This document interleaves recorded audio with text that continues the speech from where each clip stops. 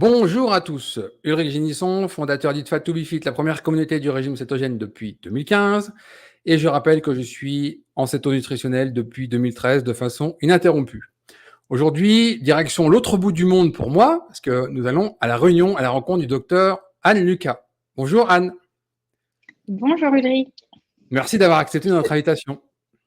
Merci à toi de m'avoir proposé de prendre la parole sur ce sujet qui me passionne depuis plusieurs années, la prise en charge des patients en surpoids, obésité, troubles métaboliques.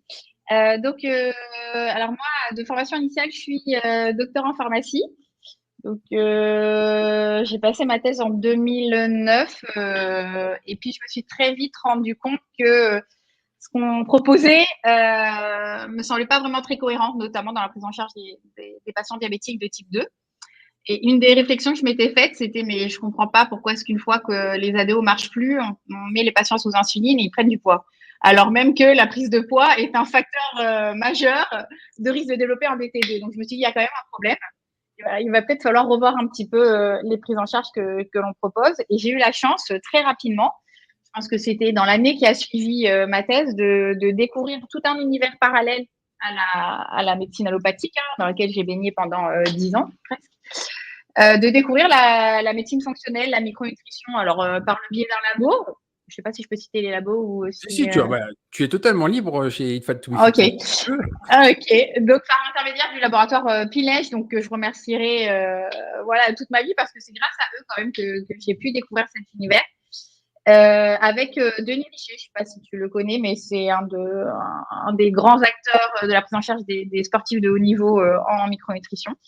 Et puis je me suis dit, waouh, mais ce qu'il fait, c'est absolument incroyable. Pourquoi est-ce qu'on ne nous a pas appris ça pendant cette année d'études? Je ne comprends pas.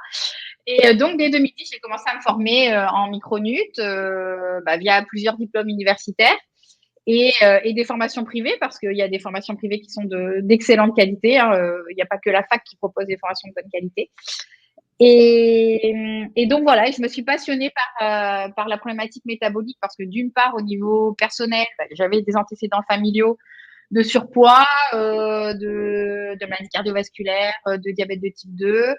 Et puis après, dans ma patientèle, il y avait quand même beaucoup de patients, des T2, avec vraiment une escalade thérapeutique dans les prises en charge, des patients qui grossissaient toujours plus, dont les glycémies s'amélioraient pas. Et donc voilà, j'ai commencé, grâce à toutes ces formations universitaires et formations privées, à revisiter un petit peu le paradigme de la problématique de la prise de masse grasse.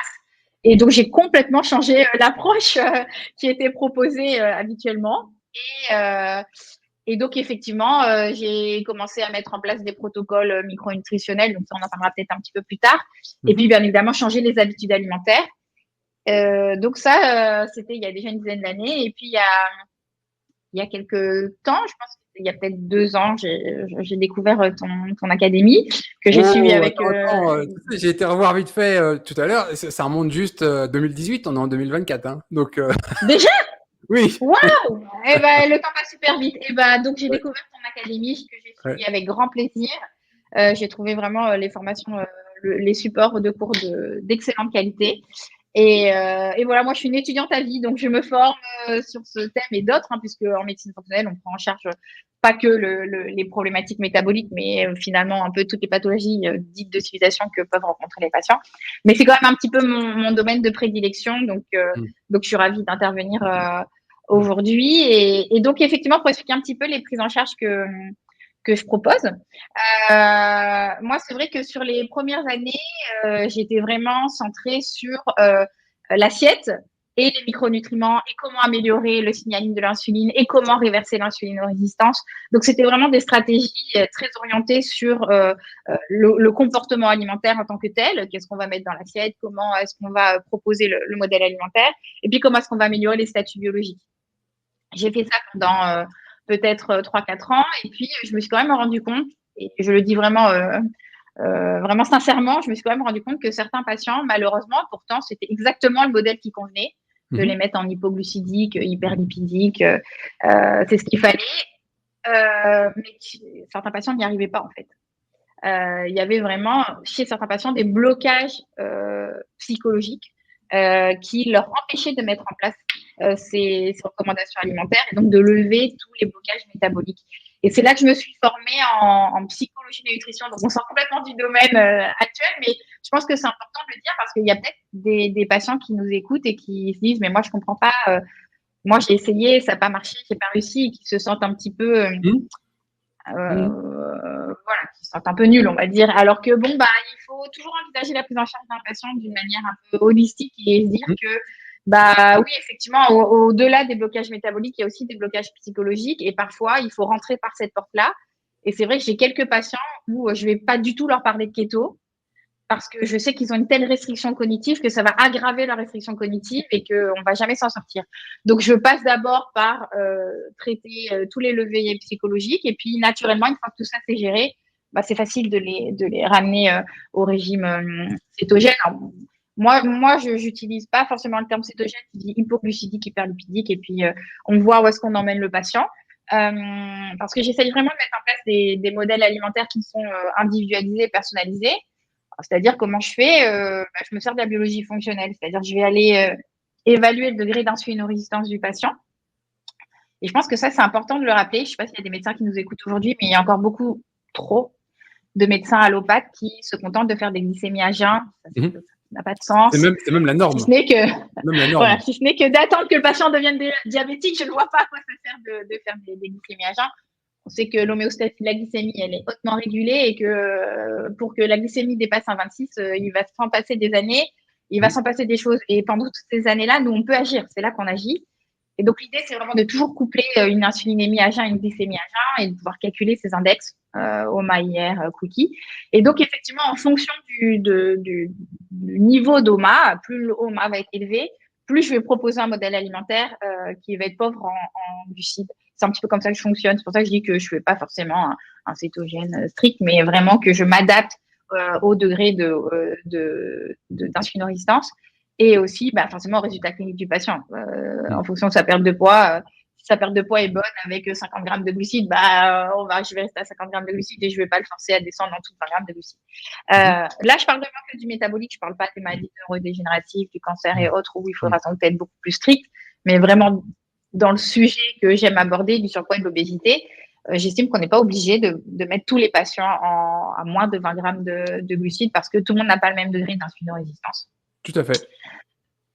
Et puis, j'aime aussi coupler, je ne sais pas si tu utilises un peu ce modèle, mais en général, moi, je dis souvent aux patients qu'on a 2 interventions nutritionnelles qui permettent de diminuer, de réverser l'insulinorésistance, parce qu'on peut réverser l'insulinorésistance.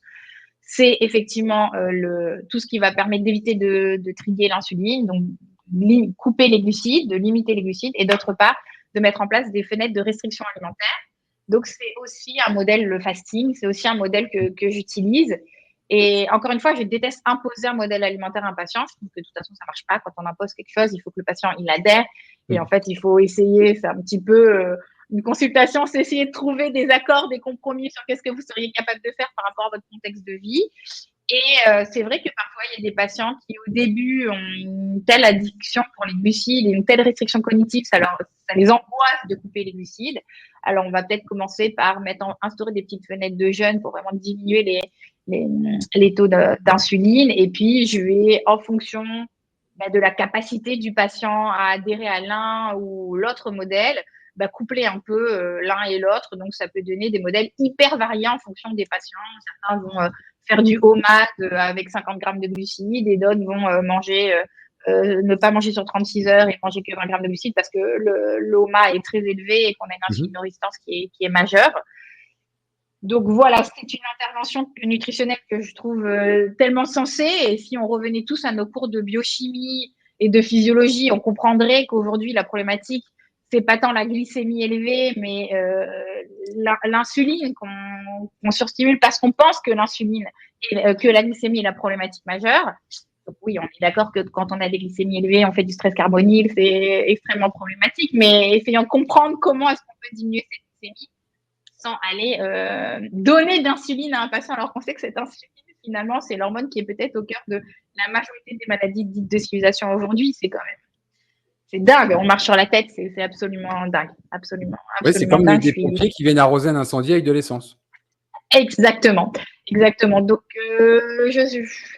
Je suis quand même, je suis assez défaitiste, moi, sur l'évolution de la prise en charge du surpoids et de l'obésité et des maladies métaboliques de manière générale par la médecine allopathique. Alors, je crache pas dans la soupe, hein, je viens de là, mes bases scientifiques viennent de là, mais je pense qu'il va vraiment falloir que de plus en plus de médecins, professionnels de santé se forment correctement à ces notions d'insulinorésistance et au rôle de l'insuline. Parce que finalement, quand on sort de la fac, ce qu'on retient, c'est que l'insuline permet de gérer les hyperglycémies. En aucun cas, on retient que l'insuline, c'est l'hormone de la lipogenèse, elle va bloquer la lipolyse, elle va activer les voies de l'inflammation. On ne sait pas ça, hein, personne ne nous dit ça. Hein. Quand on parle de la voie de stimulation de l'insuline, donc avec toutes les cascades de kinase et qu'il y a un lien avec la voie de stimulation du NF-κB et de la voie de l'inflammation, personne ne nous dit ça. Non. Personne ne dit ça. Et donc, on sait bien qu'aujourd'hui, un hyperinsulinisme chronique entraîne une inflammation chronique. Personne ne nous dit ça. Je ne comprends pas. Pour moi, c'est absolument jusqu'aux aberrant. liens récents qui ont été faits avec Alzheimer, parce que tu sais, il y a quelques années, on parlait de diabète de type 3 et on avait visé beaucoup de glucose. Et en fait, les toutes dernières études qui ont été publiées il y a quelques mois, quelques semaines, montrent vraiment le rôle de l'insuline, donc qui accompagne la glycémie. C'était pas vraiment directement le glucose, mais c'était l'insuline. Donc, si on prend vraiment le problème à l'origine, on va taper vraiment à la source de tous les maux. Et comme l'avait dit le docteur Kraft dans les années 80, ça faisait partie de notre dernier module sur la Céto Academy. Concrètement, un diabète de type 2, ça se prépare 20 ans à l'avance. C'est-à-dire qu'on peut le savoir avec les mesures d'insuline, qu'on ne va pas le voir avec la glycémie. On va avoir des gens qui préparent un diabète de type 2 avec une glycémie à jeun à 85. On va leur dire c'est parfait votre glycémie. Sauf que les productions d'insuline ont commencé à baisser.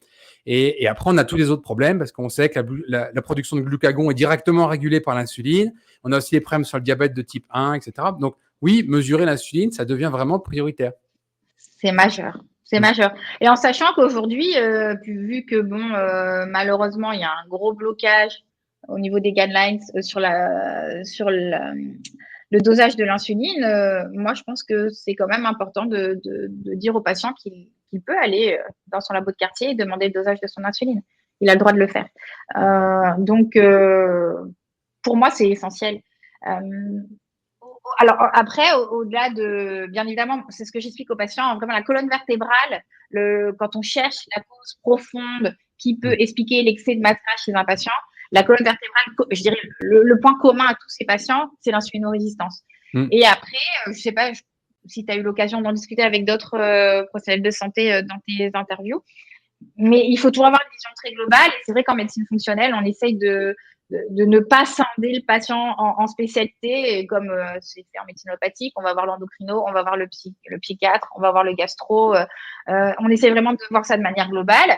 Et c'est vrai que au-delà de l'insulinorésistance, on va aller vérifier, bien entendu, les hypothyroïdies fonctionnelles, on peut retrouver, et je l'ai eu en consultation, j'ai eu des patients qui ont été mis en hypoglycémique avec un jeûne suffisamment long et vraiment des plateaux sur les pertes de poids où on ne pouvait plus faire grand-chose parce que le patient était déjà à moins de 20 grammes de glucides, jeûnait déjà au moins 24 heures. Et c'est vrai qu'on était sur une problématique d'hypothyroïdie fonctionnelle avec ce qu'on appelle des polymorphismes de la DIO2. Et là, on était un peu limité. Effectivement, il fallait redonner la main à une substitution par T4, T3. Donc voilà, il y a des choses qui peuvent également entrer en jeu, même si ça reste des facteurs. Ne serait-ce qu'aussi au niveau des micronutriments, parce que ta thyroïde, elle ne fonctionne pas correctement, si tu n'amènes pas suffisamment de micronutriments. On peut parler directement de l'iode, du sélénium, mais il y en a plein d'autres qui sont connectés. Et on voit très bien que l'alimentation, tu le vois tous les jours avec tes patients, elle est massivement carencée en micronutriments. C'est une alimentation pauvre. Moi, j'ai toujours dit que l'être humain, voilà, l'être humain est à la base fait, enfin c'est mon avis, ça c'est mon opinion, mais je peux l'étayer avec des études, mais je sais bien que ça ne fait pas consensus.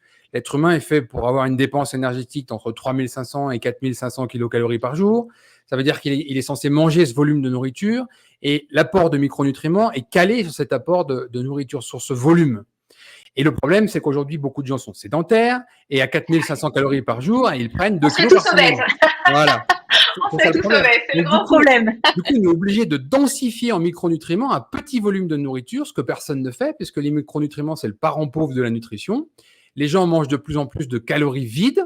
Ils mangent des aliments avec beaucoup d'antinutriments, ce qui fait qu'ils n'atteignent pas, alors on peut parler toujours pour la thyroïde, l'iode et le sélénium, mais beaucoup d'autres. Et là, c'est un vrai carnage. Et ça prend du temps, mais on dégrade les fonctions. Et puis, on se retrouve à ce que j'avais alerté dans Bonjour Keto, un métabolisme de base dégradé.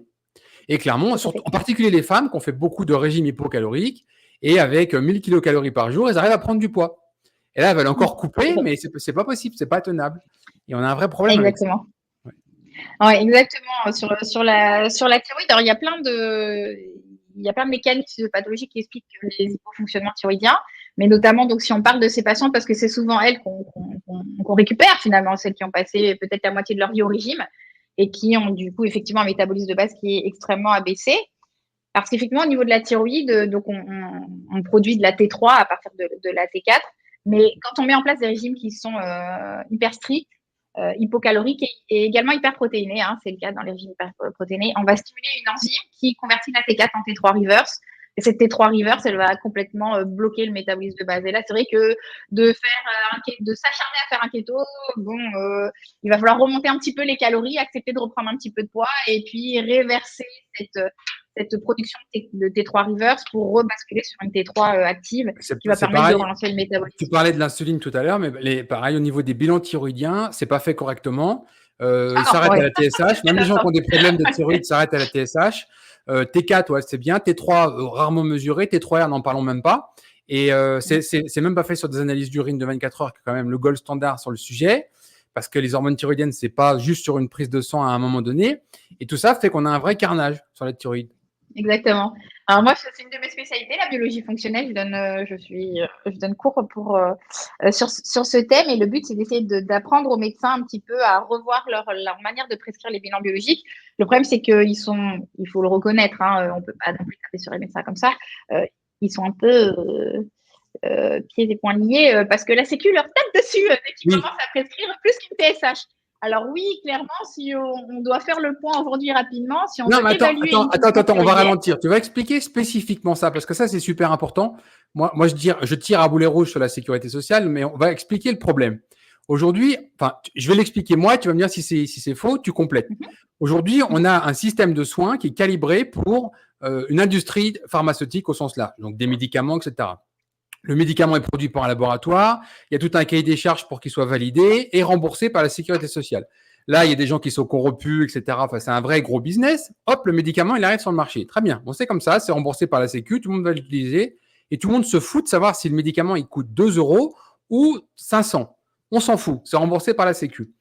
Pour les mesures, c'est la même chose. C'est très codifié. On sait que le médecin a le droit de prescrire ça et pas ça. Les laboratoires, ils font ça et pas ça, etc. Et de l'autre côté, les gens, ils n'ont pas un porte-monnaie extensible. Ils ne paieront pas de leur poche une analyse qui va valoir 200, 300. Moi, j'ai ici un test qui est génial, qui s'appelle le Dutch Test sur hormones séchées pour les femmes. Tu as vraiment un truc énorme, tu as 900 $, je crois. Donc, tu as des tests salivaires, tu as des mesures d'urine de femmes selon le package 2 à 4 fois par jour, qui sont séchées, envoyées, tout est analysé, tu as des courbes sur tout le cycle et tout, c'est génial. 900 $. Qui, en France, va payer 900 €, on va dire, pour ce genre de test? Personne. Voilà. Et donc, du coup, d'un côté, le médecin, quand je dis personne, c'est presque personne. La grande majorité des gens. Et de l'autre, tu sais, j'ai vu des gens qui ne voulaient pas payer un test de mesure de vitamine D qui vaut entre 10 et 15 € au laboratoire. 11,50 €, ouais. Donc, clairement, on a un problème avec ça parce que d'un côté, on a une sécu qui ne rembourse pas et de l'autre, on a des gens qui ne peuvent pas payer ou qui ne veulent pas payer ce genre de test. Donc, ce n'est pas fait. Qu'est-ce que tu en penses de ce constat? Alors, plusieurs choses. Déjà, je reviens quand même sur les médecins. Qui effectivement vont prescrire une TSH par exemple ou une glycémie à jeun. Ils ne prescriront pas une insulinémie à jeun ou une hémoglobine glyquée. Moi, je trouve que c'est intéressant de prescrire très tôt une hémoglobine glyquée et de ne pas attendre d'avoir un DT2. En fait, ils n'ont pas le droit. C'est pas qu'ils veulent pas, parce que même quand on leur apprend et qu'ils sont convaincus, ils n'ont pas le droit. C'est-à-dire qu'ils vont se faire taper. Alors, ils me disent, oui, si j'en prescris 1 ou 2 par mois, ça va peut-être passer, mais si je commence à en prescrire à tous mes patients, je vais me faire taper sur les doigts. Ils n'ont pas le droit. Donc ça, c'est voilà, pour leur redonner un petit peu quand même. Voilà, ils sont pas tout à fait libres de faire tout ce qu'ils ont envie de faire. Ensuite, pour ce qui est de la biologie fonctionnelle non remboursée, moi, je pense quand même qu'en France, on est mal habitué. On est vraiment très mal habitué à estimer que la santé, c'est un dû, que tout doit être remboursé, que voilà. Et forcément, on se retrouve dans une médecine à deux vitesses avec ceux qui ont les moyens de payer la biologie fonctionnelle. Donc moi, comme je te disais, la biologie fonctionnelle, j'en conseille tous les jours. Et j'ai des bilans qui vont de 200 € à 1000 €. Donc, quand les patients sont convaincus de l'intérêt de cette biologie, ils la font et ils trouvent les moyens de le faire. Bon, il y a des gens qui dépensent 300 € ou 500 € dans un iPhone, tu vois, enfin, 1000 €, j'en sais rien. Donc, bon.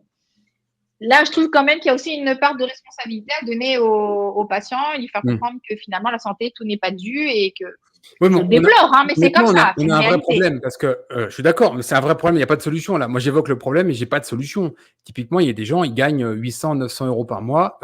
Moi, je vois tous les jours des gens qui me disent est-ce que tu n'as pas une combine parce que je dois acheter 15 kilos de bœuf par mois sur des prix gros et ils ont pas 25 ou 30 Non, €. mais je suis d'accord. Et ces gens-là, en fait, sont perdus parce qu'ils ont des vrais problèmes et ils vont aller sur. Alors, il faut faire sans la biologie. Voilà. Il faut faire sans la biologie, c'est ce que je dis. Moi, c'est toujours pareil, je n'impose jamais la biologie fonctionnelle, c'est ce que j'explique aux patients. Je dis c'est un outil extrêmement utile parce que c'est vrai qu'on aura beau. En fait, finalement, le contenu de l'assiette n'est pas le reflet de nos statuts biologiques. Et ça, malheureusement, c'est la diététique classique. Elle se borne à ça avec des enquêtes alimentaires, mais non, en fait, aujourd'hui, on sait très bien que ce que vous mangez n'est pas le reflet de vos statuts micronutritionnels, j'entends, parce que cette perte de densité, ces calories vides, cette perte de densité micronutritionnelle fait que vous pensez avoir vos apports en vitamine A, en vitamine D, mais en fait, vous les avez pas. C'est ce que tu disais tout à l'heure. Finalement, pour les avoir, il faudrait manger peut-être 4000 calories par jour. 4000 calories par jour, mais vous serez obèse dans un an, dans 2 ans. Donc, c'est pas possible. D'où l'importance, et c'est là que je suis pas d'accord avec la majorité des médecins allopathes aujourd'hui, c'est quand ils nous disent non, mais les micronutriments, tes compléments alimentaires, c'est du pipi de chat. Ça sert à rien. Quand on a une alimentation équilibrée, ça sert à rien. Mais attendez, faites des bilans bio, vous verrez que ça sert. Il n'y a pas un bilan biologique fonctionnel qui ressort, encore une fois, avec des statuts optimaux, parce qu'on parle de santé optimale. On ne parle pas juste de ne pas être malade, parce que juste ne pas être malade, je ne sais pas à quoi ça sert. Une santé optimale, je rappelle que la définition, c'est pouvoir bénéficier d'un état de santé optimal physique, psychique et social. C'est pas juste ne pas être malade, c'est me sentir en pleine énergie. Combien de patients disent en fait, moi, je suis tout le temps fatiguée. Je ne suis pas malade, on ne m'a rien diagnostiqué, mais je me sens tout le temps fatiguée. Bon, mais il faut aller creuser tout ça. Il faut aller regarder ce qui se passe. C'est peut-être des surrénales, c'est peut-être thyroïde. Si tu me permets, je vais donner juste un exemple parce que ça, c'est un sujet qu'on partage. On est tout à fait en ligne là-dessus et je suis vraiment consterné de voir que ce n'est pas suffisamment connu. On a tout un tas de lignes officiellement de directrices de nutrition, que ce soit en Europe ou aux États-Unis, on ne va pas rentrer dans les détails, qui nous donnent des minimums pour survivre. Ce sont des minimums pour ne pas mourir. OK ? Le problème de ça, en fait, c'est que les gens considèrent que c'est une norme. Non, c'est une norme pour survivre. OK ? Ensuite, nous avons des analyses nutritionnelles. Alors, la table de l'USDA, c'est la plus importante au monde. On a la table SICAL en France qui est plus petite, qui est moins fiable, mais au moins, ça te donne une base. On a des informations nutritionnelles. C'est du bullshit complet, c'est de la merde. Et je vais vous donner l'explication et comment aller le vérifier vous-même. Vous allez sur la table SICAL. Sur chaque ligne, vous allez avoir la source de données, comment ça a été fait. Est-ce que vous voulez savoir s'il y a des provitamines A dans la carotte? Très bien, vous y allez. Et là, vous allez savoir qu'il y a eu une carotte qui a été analysée en 1976 par un laboratoire. Point. Ça fait la norme française. Ça s'arrête là. Alors que quand vous prenez le... Moi, ça a été mon métier, j'étais expert agroalimentaire pendant 12 ans. Donc, j'allais dans les laboratoires, je sais la réalité. Je sais ce que c'est que de prendre, par exemple, 1 kilo de carottes, de couper ça en 4 fois 250 grammes, à envoyer ça dans 4 laboratoires différents et d'avoir 4 chiffres différents. Mais vraiment très différents. D'ailleurs, c'était presque un jeu parce que les clients de l'entreprise qui m'employaient prenaient les chiffres qui les intéressaient selon les analyses. Et aujourd'hui, c'est ça aujourd'hui la production alimentaire. On ne sait rien. Et les gens me disent, oui, mais la formation nutritionnelle est-elle fiable et tout. J'avais fait un long article pour expliquer que ce n'était pas fiable, que c'était juste une information qui donne une idée. Voilà, cet aliment-là est plus riche en ça, l'autre est moins riche en ça. Voilà, ça donne une idée. Mais ce n'est pas du tout un absolu. Il faut prendre vraiment une marge. On est souvent très loin de la réalité. En plus de ça, on s'aperçoit que tous les modes agricoles font que les aliments deviennent de plus en plus vides en termes de micronutriments. Il y a un livre anglais qui fait référence, qui publie des données depuis un siècle. Il y a beaucoup de fruits et légumes qui ont été mesurés depuis un siècle. Il y a des aliments qui ont perdu les 3/4 de leurs micronutriments. C'est vide. Pourquoi ? Parce que les sols sont épuisés, ils ne sont pas correctement entretenus. Et puis, il y a beaucoup de culture hors sol maintenant. Et la culture hors sol, c'est de l'eau. Et c'est un bidon de soupe qu'on verse dedans avec des micronutriments pour que le végétal se développe. C'est fait pour que le végétal fasse un gros rendement, que le végétal soit transportable dans des camions frigorifiques, mais on s'en fout complètement de votre densité micronutritionnelle. Ce n'est pas marqué dessus. Tout ça fait que globalement, on a une alimentation de plus en plus pauvre. Donc, c'est compliqué tout ça. Puis à la fin, il y a les modes de cuisson, par exemple. Si vous allez avoir un aliment cru, un aliment cuit, etc., vous allez avoir des pertes encore là-dedans. Et puis après, vous avez une autre barrière. C'est pour ça que je dis que nous ne sommes pas ce que nous mangeons, mais nous sommes ce que nous absorbons. C'est que certains, selon l'acidité gastrique, le microbiote intestinal, etc., il y a encore plein de choses qui peuvent se passer pour qu'au final, vous ayez quasiment rien dans le micronutriment. Ouais. Voilà. J'aime bien donner le sel en exemple, parce qu'en Europe, enfin quasiment tous les pays occidentaux ont enrichi volontairement en iode le sel de table, parce qu'on avait des gros problèmes avec l'iode. Sauf que cette iode est très instable. Dès que la salière est ouverte, l'iode se volatilise. Et donc, une salière qui est à moitié vide depuis 3 mois dans le placard, il n'y a plus d'iode dedans. Et on a déjà des seuils de d'iode qui sont conseillés chez les gens qui sont déjà beaucoup trop bas. Tout ça, ça fait un carnage global. Quand on regarde la littérature scientifique, tu la lis comme moi, 80% des gens carencent en iode, 81 et quelques pourcents en sélénium, etc., etc. Donc, les micronutriments, c'est un vrai sujet. Il faut vous y intéresser. Et c'est passionnant déjà, mais pour retrouver une bonne santé, si on passe à côté des micronutriments, on passe à côté de la solution clé. Voilà. Oui, c'est évident. On ne peut bien fonctionner qu'avec ces micronutriments. Et tu as hyper bien expliqué l'importance aujourd'hui de mettre en place une complémentation parce qu'effectivement, ces aliments que nous consommons ne peuvent pas nous permettre d'atteindre des statuts optimaux en micronutriments. C'est pas possible. Quand on parle de statuts optimaux en micronutriments, on n'est pas dans les valeurs de référence, on est dans des valeurs optimales pour fonctionner de manière optimale. Et j'insiste sur la notion de biodisponibilité parce que beaucoup ne l'ont pas vraiment comprise. Même si on pouvait avoir une orange hyper riche en provitamine A, qu'en est-il de l'absorption? Est-ce que je mastique correctement? Est-ce que j'ai effectivement pas une problématique d'hypochondrie gastrique? Comment est-ce que sont mes entérocytes? Donc, cette notion de biodisponibilité, elle est hyper importante. Et finalement, c'est pour ça que je dis aux patients, pour revenir à la notion de budget, écoutez, la biologie fonctionnelle, pour moi, c'est un outil indispensable.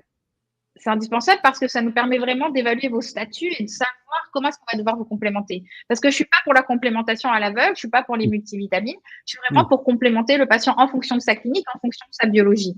D'abord en fonction de sa clinique, puis appuyé par la biologie. Donc, on propose les bilans biologiques, on essaye de prioriser qu'est-ce qui est le plus important aujourd'hui.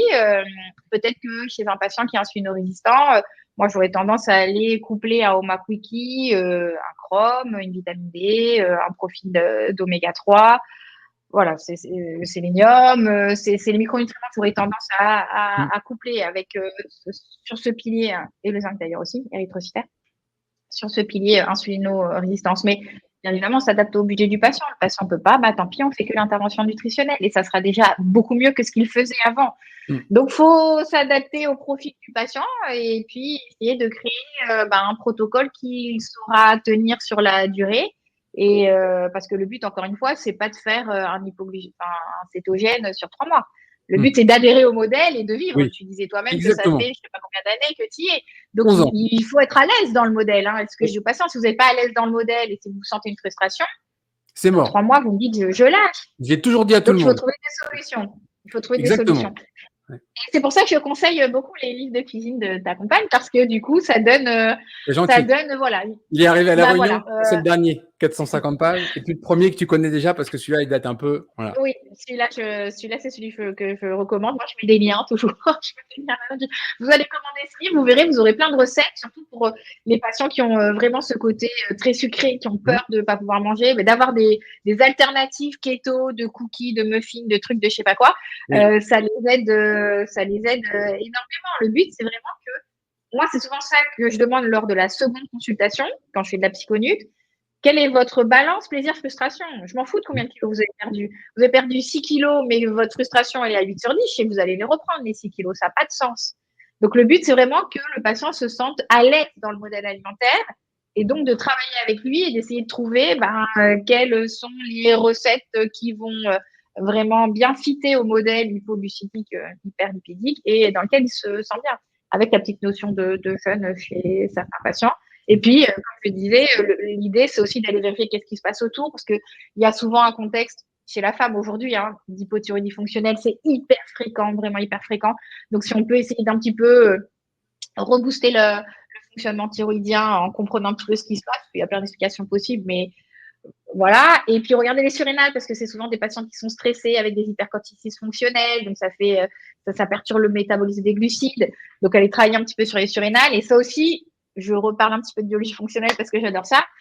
Aujourd'hui, quand je vois les médecins qui prescrivent encore pour mettre en avant des hypercorticismes fonctionnels, faire des cortisolémies à 8 heures le matin, j'ai envie de m'arracher les cheveux.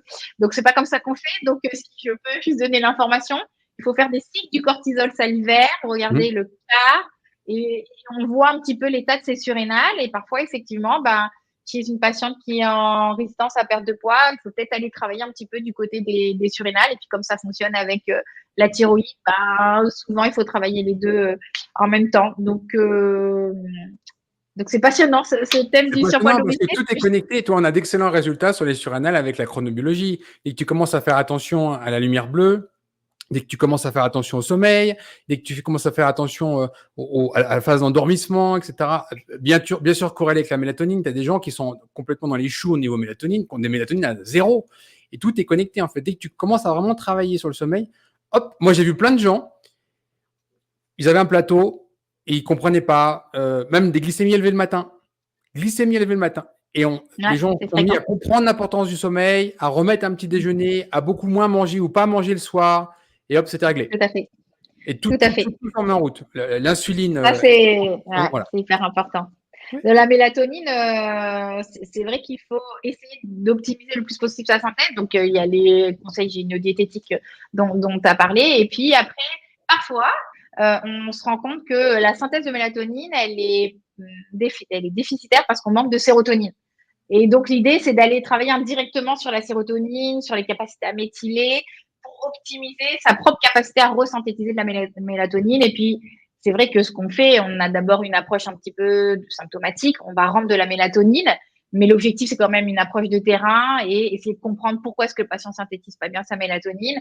Est-ce que c'est parce qu'il y a un manque de précurseurs ou effectivement une hygiène de vie qui est mauvaise avec une pollution lumineuse majeure en fin de journée ou un exercice physique qui est produit peut-être trop tard aussi. Ça aussi, ça décale les pics de mélatonine. Mais c'est vrai que le sommeil, moi, j'ai tendance à dire que dans le surpoids obésité, il y a à peu près 7 grands blocages métaboliques avec vraiment l'insulinorésistance qui est au cœur de tout. Mais il faut aller tout checker après. Hein. Il y en a 7 ou 8, je dirais, dont le sommeil, dont le stress, dont la thyroïde. Et puis, tout ce qui se passe au niveau de l'intestin. Bon, ça, c'est un grand sujet, mais c'est vrai que chez ces patients-là, moi, je regarde s'il n'y a pas une endotoxémie métabolique avec dosage LBP. Est-ce qu'il n'y a pas une candidose digestive chronique qui pourrait vraiment venir perturber le métabolisme d'une part, via le cycle de Krebs notamment, mais aussi les comportements alimentaires qui sont vraiment extrêmement perturbés. Donc, une hyperperméabilité intestinale, bien entendu. Donc, effectivement, la prise en charge du surpoids et de l'obésité, c'est pas que du ressort du nutritionniste et de l'endocrino. Faut aller regarder un petit peu dans toutes les sphères. Non, puis en plus, je pense pas que tu dises que, on va être d'accord, mais clairement, il y a des choses à faire dans le bon ordre. Parce que je vois des gens qui s'attaquent à un problème, il y en a plusieurs en même temps, mais dans le mauvais ordre. Et du coup, il se passe rien, forcément. Il y a vraiment des choses à faire dans le bon ordre. Et ça, c'est important à savoir. Tout à fait. Donc, c'est vrai que pour revenir juste un petit peu à la notion de chronobiologie, parce que pendant moi, du coup, très longtemps, avant de découvrir vraiment l'univers du cétogène, c'était un peu la chronobiologie qu'on mettait en place avec contrôle des glucides, mais on n'augmentait pas tant la fraction lipidique. Et la chronobiologie, du coup, l'idée, c'est de venir l'intégrer dans un modèle cétogène en rappelant bien quand est-ce qu'on synthétise les neuromédiateurs, donc à quel moment on a prioritairement besoin d'un peu plus de protéines. Et effectivement, quand on met en place les fenêtres de jeûne, moi, j'essaye souvent de les décaler sur la première partie de la journée et de faire en sorte que les prises alimentaires s'arrêtent le plus tôt possible. Parce qu'effectivement, on a une chronobiologie, notamment au niveau du fonctionnement de l'appareil digestif, et que de manger à 20h ou 22h, c'est pas le bon plan. Pas du tout. Et là, on a des glycémies à jeun qui sont élevées, là, on a des troubles du sommeil, là, on a du RGO. Donc, c'est vrai qu'en modifiant à la fois le contenu de l'assiette, mais aussi les moments de prise alimentaire, on a des résultats qui sont super intéressants. Et ce que j'aime bien, encore une fois, et c'est pour ça que je m'ennuie pas dans mon activité, parce que je fais beaucoup de formations, mais j'ai aussi quand même une activité clinique qui reste importante, c'est que il n'y a pas un surpoids, il n'y a pas une obésité. En fait, il y a autant de surpoids et d'obésité qu'il y a de patients en face de nous. Et c'est systématiquement une nouvelle enquête. Et puis parfois, effectivement, comme je te disais, on va être sur le mot 20 est super important parce que tu as une dysfonction métabolique et tu fais une enquête. Ça, c'est super important parce que beaucoup de gens s'attendent à une recette magique que par exemple, toi ou moi, on connaîtrait et qui s'appliquera à tout le monde. Il n'y a pas de recette magique. Il y a un vrai travail d'enquête. Ouais. Et alors, les patients attendent ça, mais le problème, c'est que les professionnels de santé aussi attendent ça en cours. Donnez-nous la recette à appliquer. Mais non, en fait, il n'y a pas de recette à appliquer. Comprenez les mécanismes physiopathologiques, apprenez à mener vos investigations, à mettre en place des hypothèses éthiopathogéniques, et après, vous verrez que chaque patient, finalement, va ressortir avec une prescription de compléments alimentaires spécifique. Il y a des patients qui ont besoin de 2008 vitamine D et d'autres de 10 000. Ça n'a rien à voir. Et également avec un modèle alimentaire, même si les grandes lignes restent un cétogène, un hypoglycémique et un intermittent de fasting, finalement, le patient, il aura son propre modèle. Et ça, c'est notre rôle. Sinon, en fait, notre métier, il n'aurait pas lieu d'être, en fait. Si on n'était pas capable de mettre en avant les hypothèses, de les valider et de créer les protocoles, je ne sais pas à quoi on sert, on ne servirait à rien. Donc, oui, je suis ça, c'est important. Mais les gens, il faut vraiment qu'ils le comprennent, ce que ce travail d'enquête, il est important. Les gens, moi, je vois énormément de personnes qui posent des questions en 2 lignes, qui s'imaginent qu'en face, il y a une réponse. Il n'y a pas de réponse. Il y a des questions en 2 lignes, pour moi, il n'y a pas de réponse en face. Il n'y a pas de réponse, il faut un contexte clinique. C'est pour ça que les consultations sont longues. Peut-être je vais revenir aussi un petit peu là-dessus parce que je pense que la médecine fonctionnelle, la micronutrition, ce n'est pas vraiment bien connu du grand public. Et une consultation chez un médecin généraliste, vraiment, j'insiste là-dessus parce qu'il ne faut pas trop leur jeter la pierre. Les médecins généralistes, aujourd'hui, ils ont une telle pression que les consultations, c'est 15 minutes, c'est pas plus. Ils ne peuvent pas, sinon ils ne peuvent pas vivre. Il faut être honnête, c'est ça. Donc, ils sont obligés de voir 4 patients par heure, à peu près. Mais nous, en médecine fonctionnelle, en micronutrition, nos consultations, les premières, c'est 1h30. C'est 1h30 avec un patient pour dresser toutes ces hypothèses éthiopathogéniques. C'est indispensable. Donc, forcément, si vous me posez une question par mail, je ne sais pas vous répondre. J'en sais rien, en fait. Je n'en sais rien. Je ne sais pas qu'est-ce qu'il vous faut comme complément alimentaire. Je ne sais pas qu'est-ce qu'il faut mettre comme modèle alimentaire en place pour vous. Donc, vraiment, ça, je pense qu'il faut que les patients le comprennent parce qu'ils sont un peu frustrés quand on leur répond ça sur les réseaux sociaux. Mais en vrai, ce n'est pas qu'on ne peut pas leur répondre, c'est qu'on ne peut pas leur répondre. Et de la même manière, pour les professionnels de santé qui nous demandent des recettes quand on leur donne des cours, c'est pas possible. Il faut se remettre à cravacher, se remettre à comprendre comment fonctionne le signaling de l'insuline. Et je sais pas, mais il y a quand même aujourd'hui beaucoup de professionnels de santé qui ne savent pas à quoi ressemble le récepteur de l'insuline. Que c'est un récepteur dimérique, il faut une bonne fluidité membranaire, que le chrome est hyper important parce qu'il y a un jeu de phosphorylisation par équinase. Personne ne sait ça, j'ai l'impression, en médecine allopathique. Parce qu'ils n'ont pas besoin de savoir, en fait. Dans leur métier, ils n'ont pas besoin de savoir. Parce qu'ils traitent un symptôme. Là, c'est un peu comme. Moi, je compare souvent ça avec des garagistes. T'imagines un garage. Ma voiture est en panne. Oui, très bien. Tu as plusieurs options, en fait. Ma voiture est en panne. Oui, alors on va la prendre, on la met à la casse, puis là, voilà une neuve. Ça, c'est une solution. Après, tu as la solution, on va mettre un mécanicien qui a un peu de bouteille pour essayer de diagnostiquer le problème. Puis après, tu as aussi une autre vision des choses, c'est est-ce qu'on répare la chose ou est-ce qu'on change la chose? Là, typiquement, c'est facile de dire on va vous faire une transplantation du foie. Hop, un chirurgien, il va ouvrir, il change le foie. C'est pas la même chose que de dire monsieur, vous avez une stéatose hépatique ou vous avez une cirrhose du foie et on va essayer de l'inverser. C'est pas du tout la même chose. C'est pour ça que c'est comme un travail de garagiste. Et le garagiste, si tu veux, en 15 minutes, il fait rien non plus. Oui, tout à fait. Voilà. Je suis tout à fait d'accord. Et ça, c'est une notion qui est importante, le traitement du symptôme et la recherche de la cause, de la cause, de la cause. Et souvent, on s'arrête souvent à une cause encore un peu trop superficielle. Il va falloir aller creuser un peu plus loin. Et c'est seulement quand on aura compris la cause profonde de tous les symptômes qu'on proposera des prises en charge qui seront efficaces. Mais ça demande du temps. Et là aussi, on est quand même obligé de parler un petit peu d'argent. Forcément, si on consacre du temps à un patient, il y a des honoraires qui vont avec. Donc, on ne peut pas avoir le beurre, l'argent du beurre, c'est pas possible. Donc, si on veut changer de système de santé, il faut aussi, de système de prise en charge, il faut aussi comprendre que derrière, il y a des enjeux qui sont réels, donc voilà, moi j'ai fait un peu le tour de ce que j'avais envie de dire aujourd'hui, je pense. Mais c'est super important parce qu'on a attiré l'attention, je pense vraiment sur les micronutriments. Les micronutriments, pour moi, c'est important. Une chose, on n'a pas parlé, en plus, maintenant, il y a une nouvelle science, il y a une nouvelle surcouche, un nouvel outil diagnostique qui s'est ajouté là-dessus, c'est l'analyse des polymorphismes, parce qu'on s'est aperçu que là, on pouvait rentrer dans une nutrition personnalisé. L'idée, c'est pas de faire de vous une Formule 1, mais concrètement, je vais reciter juste un exemple parce que pour moi, il est vraiment symbolique. Je vais même pas rentrer dans l'MTHFR ou d'autres choses qui sont un peu plus touchy. Et la vitamine D. Le récepteur de la vitamine D, le VDR, mutation du VDR, ça concerne beaucoup de gens. Et j'adore mettre en avant le neurologue Cicero Coimbra brésilien. Il a fait le protocole Coimbra qui porte son nom. Et là, on a un truc génial parce qu'on se rend compte qu'avec des super doses, des méga doses de vitamine D, on arrive à inverser beaucoup de pathologies. Et là, il s'est rendu compte, c'est lui qui a mis en fait il y a plus de 20 ans maintenant, ce principe de résistance à la vitamine D, c'est-à-dire que pour avoir le même effet, il fallait des maxi-doses de vitamine D. Bon, ça c'est un exemple, mais ça existe sur d'autres micronutriments, sur d'autres récepteurs. Les polymorphies génétiques, c'est essentiel. C'est-à-dire qu'une protéine, effectivement, quand on va transcrire un gène puis le traduire en protéine, il y a des SNPs, hein, qu'on appelle. Donc, c'est pas des véritables, comme ce qu'on peut retrouver dans des maladies génétiques, c'est juste des échanges de nucléotides qui vont faire que la protéine va finalement avoir une structure un petit peu différente et donc va perdre son niveau d'activité de manière moins complète. Donc, tu parlais du polymorphisme du VDR. Je vais insister un petit peu sur la vitamine D parce que la vitamine D, elle est tellement essentielle et on l'a tellement cantonnée à son rôle dans le métabolisme phosphocalcique. Là aussi, on a envie de s'arracher les cheveux. Je pense tous les jours, en fait, on va faire des… Regarde, j'en ai plus. Voilà, c'est ça. Et moi, j'en ai presque plus aussi, tu vois, je me les arrache de ce côté-là. La vitamine D, elle a un rôle tellement essentiel, notamment au niveau de l'équilibre du système immunitaire par son effet trophique sur les lymphocytes régulateurs. Aujourd'hui, quand on dit qu'il ne faut plus doser la vitamine D, une folie. Mais je ne sais pas, quoi. Franchement, je me dis, c'est pas possible. Qu'est-ce qui t'est arrivé quand tu as vu dans la presse que le gouvernement français voulait classer la vitamine D comme perturbateur endocrinien? Ouais, non, mais là, on se fout de nous. On se fout de nous. C'est scandaleux.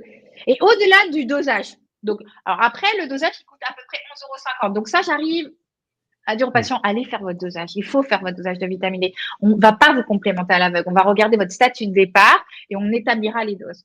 Il y a cette problématique. Et puis après, il y a la problématique de la complémentation en vitamine D. Parce que donner un UV dose 100 000 tous les 3 mois, c'est pas comme ça qu'on va utiliser un statut en vitamine D. Ça va monter très vite et ça va redescendre très vite.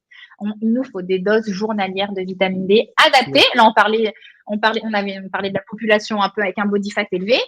Donc, on sait que la vitamine D, elle est liposoluble, elle est séquestrée dans le tissu adipeux. Donc, il faut augmenter les doses de vitamine D chez ces sujets-là, d'une part. Et ensuite, tu parlais de polymorphisme du VDR. Alors, moi, je travaille avec un laboratoire qui fait de la biologie fonctionnelle, qui est en Belgique. Donc, on fait quelques polymorphismes, on ne fait pas celui-ci. Donc, je leur proposerai de regarder un petit peu s'il y a possibilité de tester le polymorphisme du VDR. Nous, on fait le MTHFR. On fait DIO2 pour la thyroïde et on en trouve beaucoup. Et on fait le FU2 pour le mucus au niveau intestinal. C'est 3 polymorphismes qu'on fait. Mais ça m'intéresse énormément de mettre peut-être en place ce polymorphisme VDR. Et j'insiste aussi, il faut savoir que de la même manière, vous pouvez prendre de la vitamine D. Et non, mais je comprends pas, j'ai pas les résultats escomptés. Pourtant, la vitamine D, on m'a bien expliqué, immunomodulatrice. Mais le récepteur de la vitamine D, il fonctionne en hétérodimérie avec le récepteur de la vitamine A, avec le RXR. Le RXR, oui. Ça veut dire quoi? Il y a des mutations sur le RXR. Oui, c'est pour ça que normalement, on fait les deux. Et puis, on a aussi des carences en vitamine A. Ce qui veut dire que normalement, quand on dose une vitamine D, moi, c'est ce que je dis aux médecins qu'on forme, il faut doser une vitamine A parce que VDR, RXR, ça fonctionne avec. Donc, si vous avez un super taux de vitamine D, mais qu'il n'y a pas de vitamine A, eh ben, ça ne marchera pas. Donc, ce n'est pas que la vitamine D est inefficace, c'est qu'il faut comprendre comment ça fonctionne. Et le problème, en fait, c'est que la nature est bien faite parce que si tu manges des produits qui sont riches en vitamine D, en particulier le foie, tu as de la vitamine A avec le rétinol. Tu as de la vitamine A. C'est bien fait quand même. C'est très bien fait. Voilà. C'est très, très bien fait. Et ça aussi, il faut insister pour les patients véganes. Alors, moi, je suis pro-omnivore. Et donc, mes patients véganes qui me disent, oui, mais moi, je mange beaucoup de carottes, de légumes, trucs à chair orangée.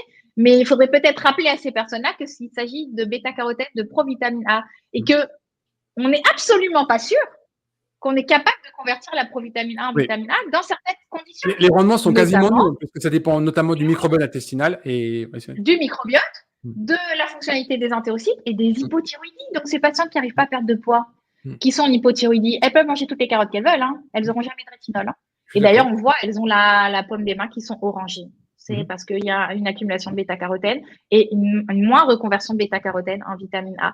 Donc, c'est pas si simple que ça et c'est pour ça que parfois, on fait des conclusions.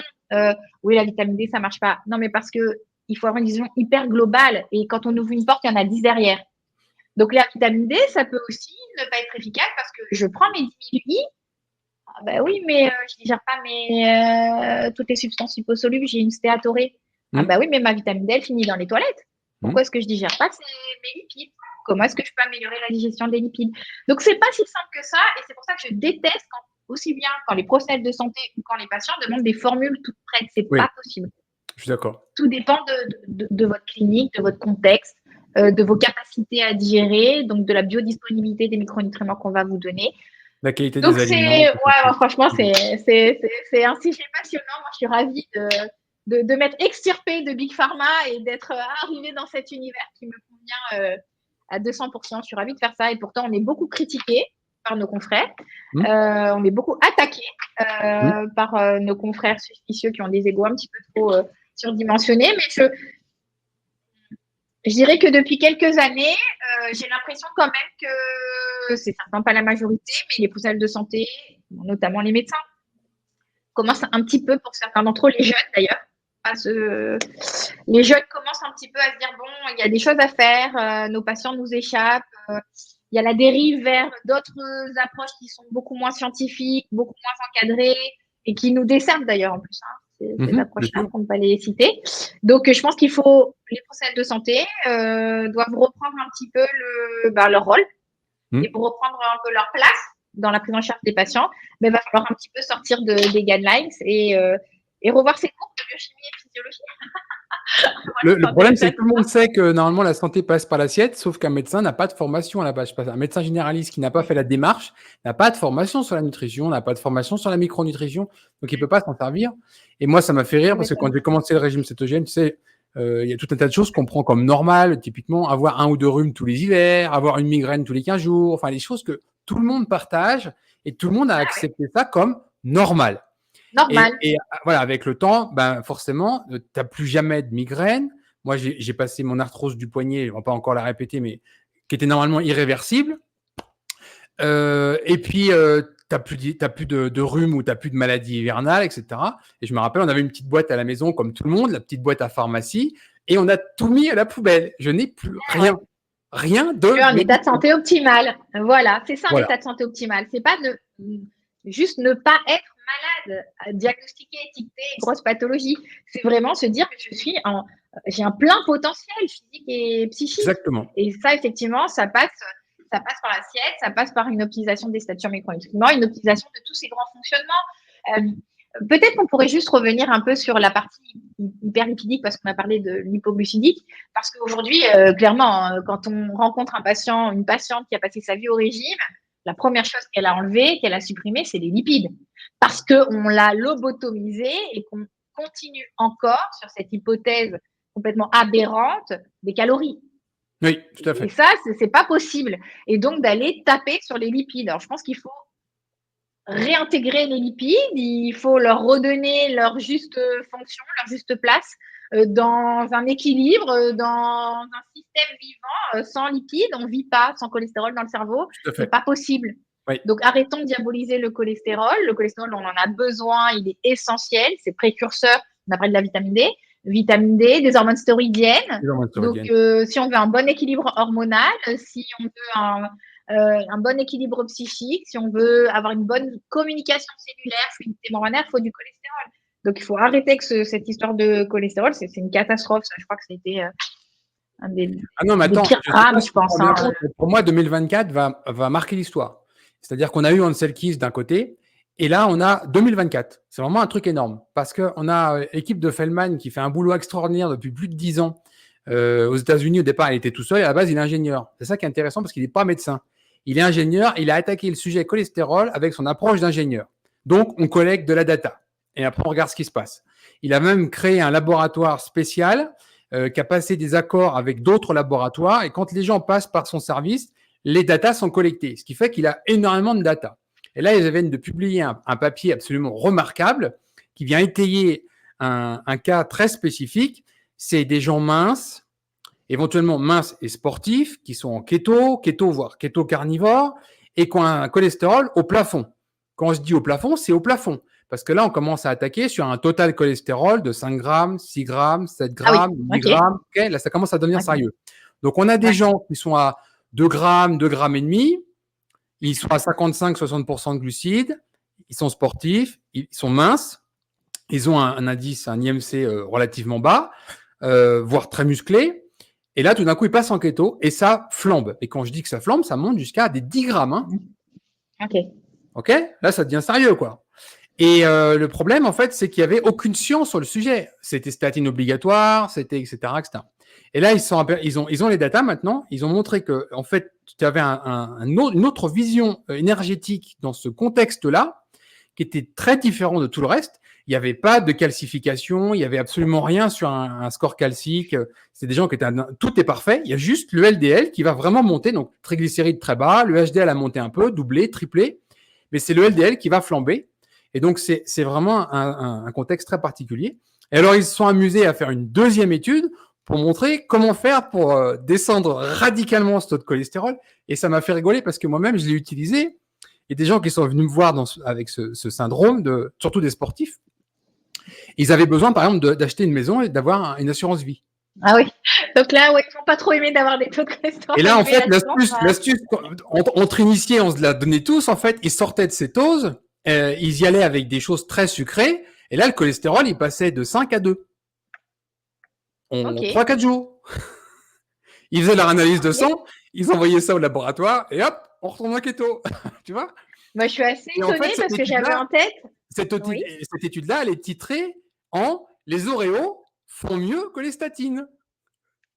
Donc, c'est un vrai foutage de gueule en règle. C'est pas mal. Il a fait une entrée-sortie lui, il était touché personnellement par ce syndrome.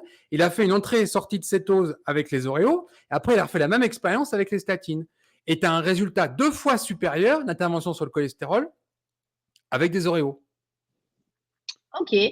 Pour moi, il y a 40 ans d'études scientifiques sur le sujet. Ouais, les études scientifiques sur le cholestérol, c'était juste pour des statines. Je crois que c'est du bullshit. Mais alors, l'approche qu'on a en médecine fonctionnelle par rapport au cholestérol, c'est vraiment d'aller se rappeler que finalement, la problématique, c'est pas tant le LDL cholestérol, mais c'est lorsqu'il est oxydé. C'est vraiment cette problématique du LDL oxydé. C'est lui qui va créer la réponse inflammatoire, l'acide macrophage, la création de la plaque spumeuse. Donc, nous, en fait, on part du principe que on peut avoir un taux d'LDL élevé tant qu'il n'est pas oxydé. Donc, on a la possibilité en biologie fonctionnelle. Alors, ça dépend des labos, mais il y a des labos qui vont doser directement les LDL oxydés. C'est pas très stable quand même comme biomarqueur. Donc, d'autres labos ont pris le choix. Tu peux citer le labo avec lequel je collabore ou pas? Vas-y, bien sûr. Ouais. Donc, moi, je collabore avec le laboratoire l'IMSEMBENEX, qui est en Belgique. Le directeur scientifique du labo, c'est le professeur Vincent Castronovo, qui a fait beaucoup pour la médecine fonctionnelle en France et en Europe. Ça serait bien que tu puisses le rencontrer. J'avais dit que j'allais le faire et puis j'ai oublié, mais je te mettrai en relation avec lui. Et donc, au labo, l'IMS, ce qu'on fait, c'est qu'on va doser les anticorps anti-LDL oxydés. Et là, effectivement, c'est la seule indication où on se dit on va mettre en place une stratégie pour diminuer dans un premier temps de manière symptomatique le taux de LDL, mais encore une fois, la prise en charge du terrain, c'est comprendre pourquoi est-ce qu'il est oxydé, donc gérer le stress oxydant et l'inflammation.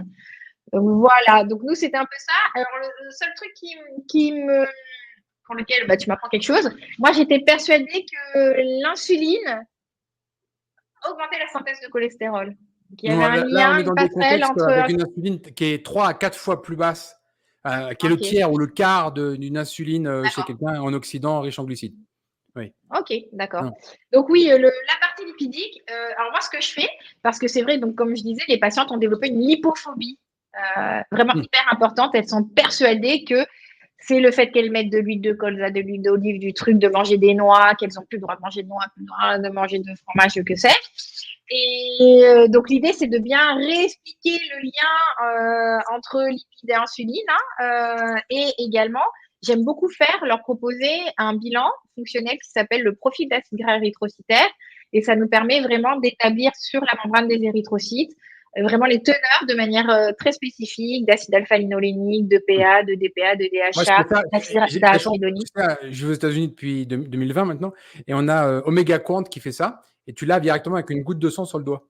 Donc, pratique. ça, c'est génial parce que tu le fais chez toi. Donc, tu peux en faire plein. Tu achètes 3-4 Ouais. boîtes. Tu peux suivre selon ton intervention. Combien ça coûte par curiosité? Combien ça coûte $99.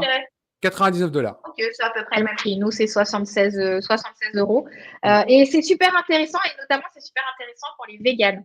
On va dire que j'ai un truc contre les véganes, mais quand c'est par éthique, ça ne pose aucun problème. Bien au contraire, bravo. Mais par contre, quand on pense que c'est mieux pour la santé d'être végane qu'omnivore, là, je ne suis pas d'accord. Et donc, j'aime beaucoup faire ce profil d'Ategra parce que ça permet de montrer que, je vous assure, que c'est chez mes patients véganes que j'ai les index oméga 3 les plus mauvais. Bien sûr. Et on sait qu'aujourd'hui, l'index oméga 3, c'est un des meilleurs indicateurs du risque cardiovasculaire. Donc, ça permet vraiment de leur faire prendre conscience que leur choix alimentaire pour leur santé, c'est pas si bien que ça. Et on arrive parfois à réintroduire un petit peu de l'EPA et du DHA. Donc, ces profils d'acide gras, ça permet un petit peu de réhabiliter les lipides. Et parce que c'est vrai que c'est compliqué pour une femme à qui on a dit toute sa vie, c'est parce que tu manges trop gras, que tu perds pas de poids, il faut pas manger gras.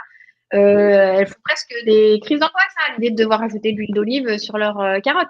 Donc, c'est aussi important moi, j'insiste vraiment sur l'impact des glucides, l'impact des lipides, et puis on essaye de normaliser un petit peu les apports en protéines, mais ça, en général, il y a pas trop de problème.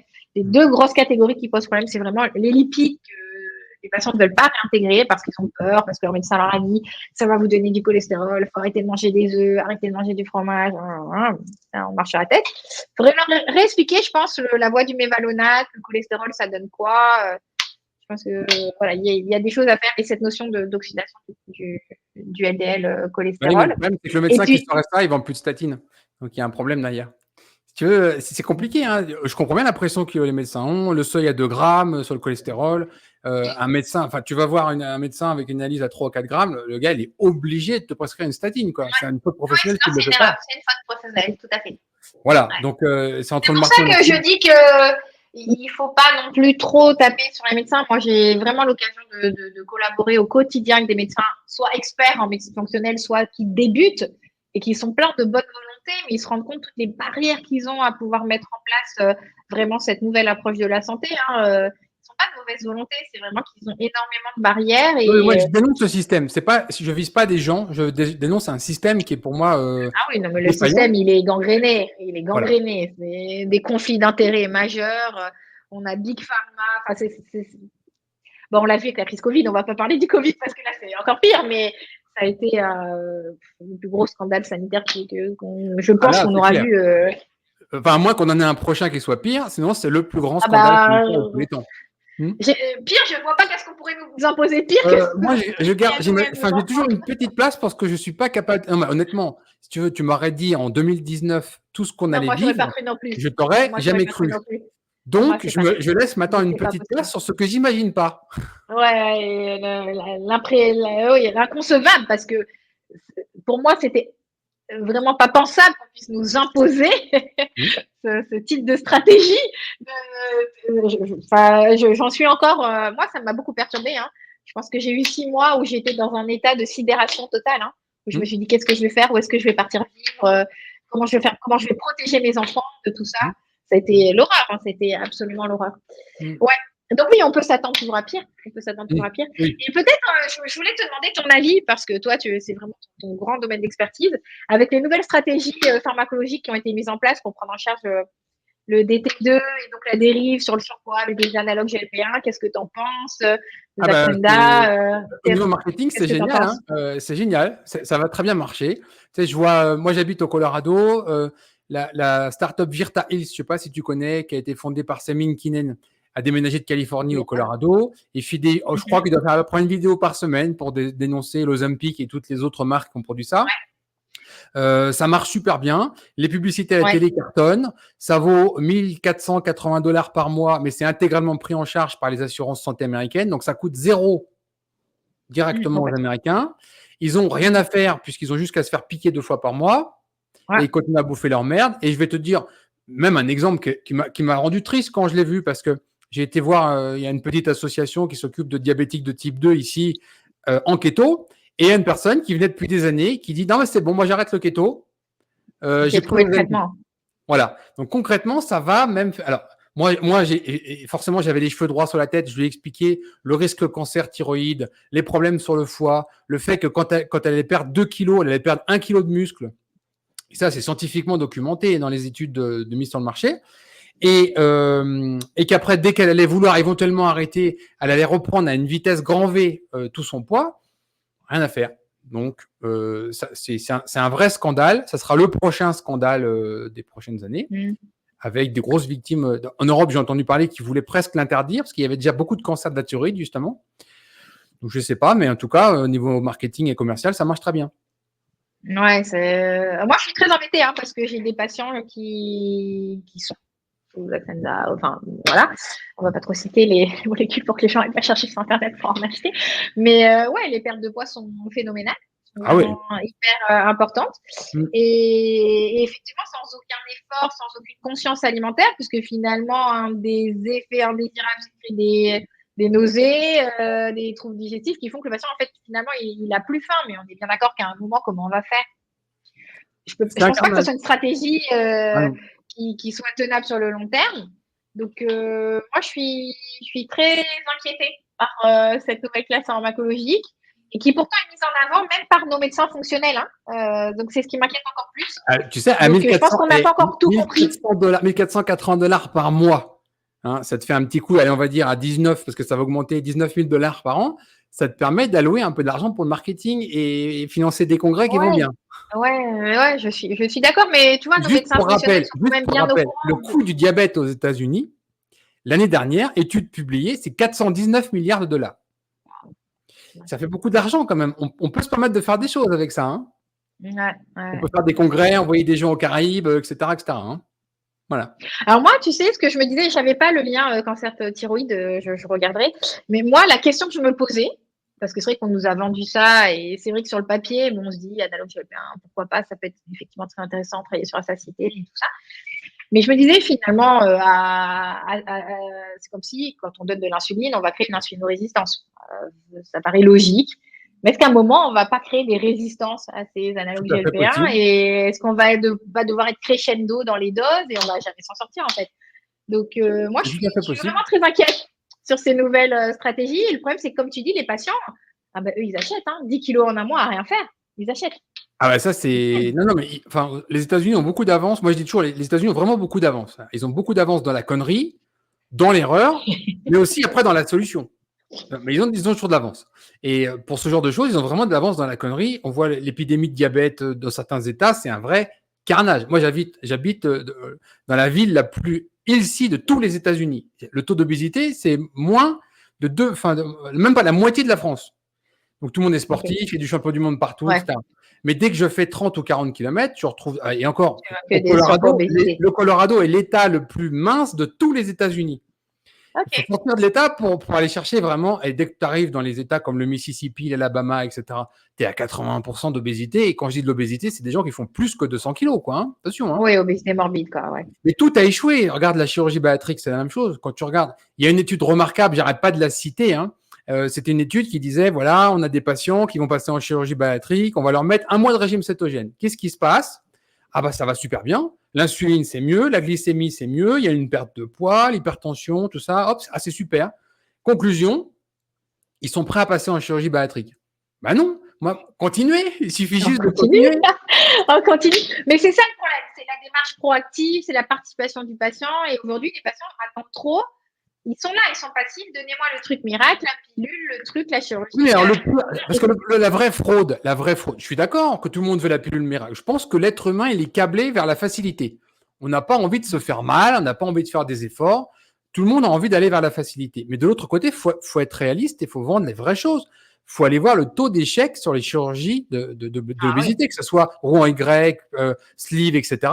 Moi, je vois plein de gens qui arrivent sur le régime cétogène parce qu'ils ont repris 30 ou 40 ou 60% du poids qu'ils avaient perdu avec la chirurgie bariatrique et ils sont en échec.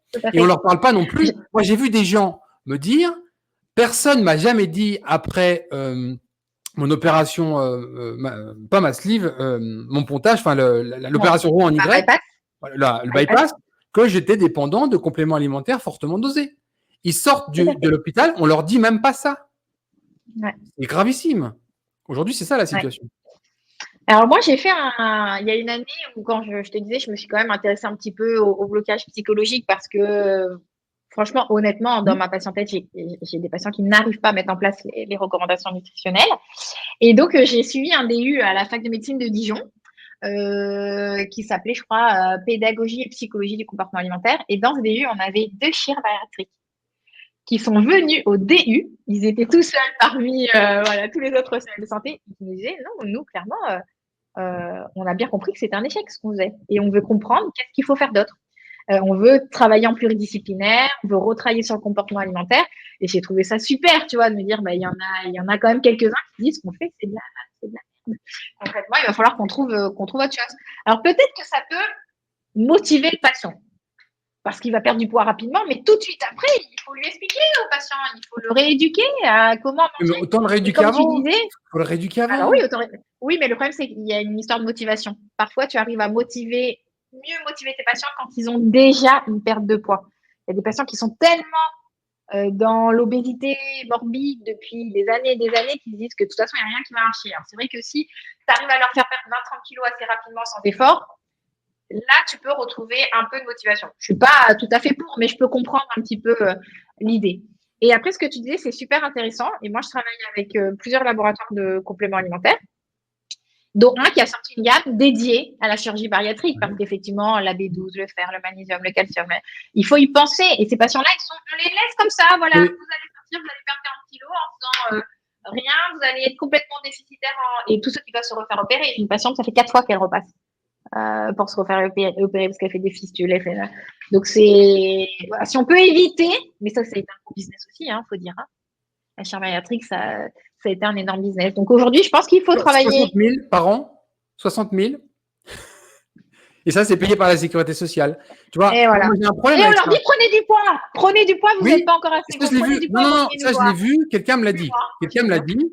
Une personne qui s'occupait de jeunes défavorisés, etc., il leur faisait de leur faire du sport, etc., il s'empiffrait de bonbons toute la journée parce qu'il n'était pas à 35 d'IMC. Voilà. Il avait 17 ans et il s'est dit à 18 ans, je fais ma chirurgie bariatrique. Ça, c'est un monde d'abrutis. Honnêtement. C'est discours, Vous n'avez pas encore atteint l'IMC nécessaire pour passer dans les. Donc, revenez un peu plus tard. Voilà, c'est ça ce qu'on conseille. Mais non, la sécurité sociale rembourse ça. Ouais. Par contre, moi, je ne serais pas contre, à la limite, si tu veux, qu'on me dise, OK, une chirurgie bariatrique, ça vaut tant d'euros. OK. À la place de ça, on fait une clinique spéciale où les gens sont enfermés, entre guillemets, pas enfermés, c'est pas une prison, mais ils vont rester 1 semaine ou 2 semaines. Ils vont travailler avec des cuisiniers, avec des diététiciens, et on va leur dire, voilà, la nutrition, c'est ça. Il y a des micronutriments, c'est intéressant. On va vous apprendre à cuisiner. Qu'est-ce que vous aimez manger? Vous aimez manger l'entrecôte? Eh bien, vous allez avoir 3 entrecôtes par jour. Il n'y a pas de problème. À volonté, vous allez avoir la satiété, mais on va juste retrouver les bons aliments de façon simple, quoi.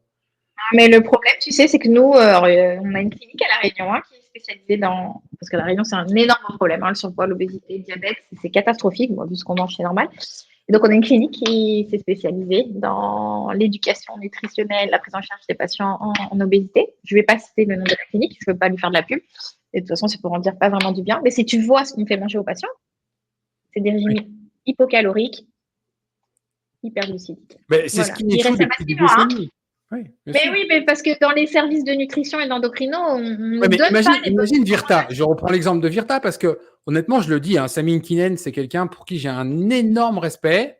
Vraiment, je ne sais pas si tu sais qui c'est, Samin Kinen. À la base, c'est un entrepreneur. Il a créé 2 grandes startups, dont une qu'il a vendue, la dernière, je ne sais plus, il a récupéré 300 ou 400 millions de dollars. C'était dans une application informatique.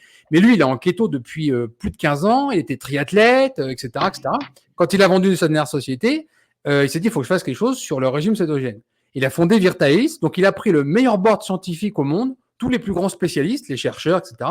Il a fondé ça. L'idée, c'est quoi? C'est de faire de la télémédecine pour inverser massivement le diabète de type 2. Le slogan de la société, c'est inverser 100 millions de diabète aux États-Unis. Point. Qu'est-ce qu'ils font? Ils ont embauché des médecins, ils ont embauché des nutritionnistes, ils ont sorti une application, ils ont été se faire référencer dans chaque État américain, parce qu'aux États-Unis, c'est pas un pays, c'est 50, donc il faut aller dans chaque État. Et avec ça, ils font un abonnement qui est de 300 et quelques dollars par mois. Au bout, il y a des coachs, il y a des médecins qui ajustent les traitements, etc. C'est remboursé par les assurances santé. Et ils inversent Mais en le France, on n'aura diabète jamais juste ça. avec une intervention nutritionnelle. C'est tout. Je sais. En France, on n'aura jamais ça. Il y a trop de blocages. Ah bah bien sûr. Bien sûr. C'est malheureux, hein. C'est malheureux. Et en plus, on est critiqué quand on met en place ce type de modèle. Vous êtes fous, vous faites n'importe quoi, vous êtes aggravé de patients. Moi, j'ai des patients qui ont arrêté leur suivi parce que finalement, ils ont eu un peu plus confiance en leur médecin de famille quand la stratégie que je leur proposais. C'est malheureux et je m'en veux. Je me dis, il y a un truc que j'ai mal fait passer. Ouais. Non, moi, pour conclure peut-être, parce qu'on va peut-être pas discuter pendant des heures, je souhaite quand même vraiment partager ma vision de la prise en charge du surpoids et de l'obésité, qui effectivement se base sur la levée des blocages métaboliques avec ces interventions nutritionnelles que l'on partage tous les deux, et la recherche de tous les autres blocages qui peuvent être thyroïdiens, au niveau intestinal, au niveau des surrénales, et puis cette composante psychologique qui, je pense qu'elle est quand même importante, même si effectivement, oui, on parle beaucoup de contenu de l'assiette, de micronutriments. Je pense qu'il y a des patients, ils sont dans une telle alimentation émotionnelle, avec une restriction cognitive tellement importante qu'il leur est impossible de mettre en place ce qu'on leur demande. Et finalement, c'est les enfoncer encore un peu plus que de leur dire, mais si, c'est ce modèle qu'il faut appliquer-le. Donc parfois, il faut savoir se dire, bon, allez, on va peut-être lâcher un peu du lest du côté de l'assiette, on va travailler plus le côté psychologique pour mieux y revenir. Parce que le but, c'est d'y revenir. Mais c'est de trouver la meilleure porte d'entrée pour pouvoir faire en sorte que le patient se sente à l'aise dans ce régime cétogène. Et c'est bien aussi de se faire accompagner parce que quelqu'un comme toi qui sait exactement de quoi il parle, parce que c'est compliqué quand les gens se retrouvent seuls. On pourrait juste évoquer ton cas personnel, on en parlait en off avant l'enregistrement, sur ton diabète gestationnel, parce que ça, c'est un cas vraiment... Le diabète, c'est déjà compliqué, mais alors dès qu'on touche à une femme enceinte ou une femme allaitante, là, attention, mise en garde, etc. Oh là là, red flag. D'ailleurs, je ne sais pas si tu as vu, mais j'ai publié le témoignage de Florence Dufournet, qui a eu en régime cétogène carnivore, donc grossesse et allaitement, avec diagnostic de diabète gestationnel. C'est intéressant. Mais là, clairement, tu te retrouves seul. Donc toi, ça va que tu as les compétences pour savoir ce qu'il fallait faire, etc. Mais quelqu'un qui n'est pas médecin, qui ne sait pas ce que c'est que de l'insuline. On m'a mis le doute. Hein. Je t'avouerai que... on a réussi à te mettre le doute avec tout ça, quand même. Parce que je pense que j'étais très fragile. Surtout ma première grossesse. La deuxième, non. Mais la première, pour moi, c'était... je pense que j'étais hyper perméable aux informations du staff qu'il y avait autour de moi et je me suis un petit peu laissée porter. Et donc, effectivement, moi, à titre personnel, donc, comme je l'expliquais en début d'intervention, j'ai des antécédents familiaux qui sont assez lourds, cardiométaboliques, avec des accidents cardiovasculaires, avec du diabète de type 2. Donc, je m'y suis quand même un peu intéressée déjà à titre personnel, des problèmes de surpoids. Moi, j'ai jamais été en surpoids. Par contre, effectivement, lors de mes 2 grossesses, donc j'ai eu mon premier enfant en 2020 et mon second en 2022. Et pour mes 2 grossesses, j'ai fait un diabète gestationnel. Et le premier n'a pas été diagnostiqué. J'étais en métropole et j'étais à Paris, j'étais à Neuilly. Donc pour eux, je n'avais pas de diabète gestationnel, mais moi, je voyais que je prenais du poids d'une manière assez exponentielle. Et quand je suis rentrée à La Réunion, où effectivement, on est un peu plus strict sur ce risque de diabète gestationnel, on a considéré que c'était un diabète gestationnel. Mais les recommandations alimentaires ont paru complètement aberrantes. Alors, fractionner les repas, manger le fruit à tel moment, continuer quand même. Alors, ce que j'ai adoré, continuez quand même à manger votre rythme, parce que nous, à La Réunion, le modèle alimentaire, c'est le riz blanc. Hein, c'est vraiment la base du modèle. Continuez à manger votre riz, puis de toute façon, si ça va pas mieux, on vous fera de l'insuline. Donc, on a la solution, continuez à manger des glucides. On a la solution, on vous fera de l'insuline. Donc, j'ai pris quand même 25 kilos à ma première grossesse.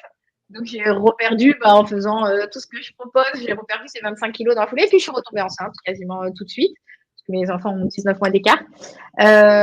Donc, je suis quand même passée de 57 kilos à 82.